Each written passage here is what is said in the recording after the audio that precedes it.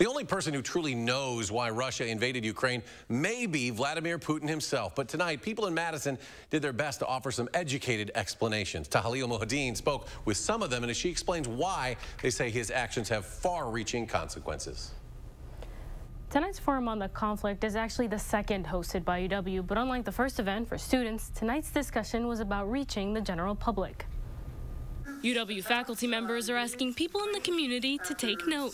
I think this is one of those events that is going to have a long-term impact on our lives as Americans and as citizens in the world. At the Pyle Center, they're hosting a public forum on the Russian invasion of Ukraine to share their expertise. It's very frightening. It's a situation that should be on everybody's mind. UW professor and event moderator Ted Gerber is hoping people walk away with a better understanding of the decades-long conflict. I think a lot of Americans are uncertain. They hear different news reports, but they may have specific questions that aren't adequately addressed in the standard coverage. They want people to understand the attacks on Ukraine have implications beyond the country's borders. Well, it's an issue that affects the whole world. I mean, the aggression that Russia has shown, the risks posed to international security, you know, the horrific scenes of civilians and military and government personnel as well being attacked. And to consider what message Putin's denial of Ukrainian sovereignty sends. It sets a bad precedent,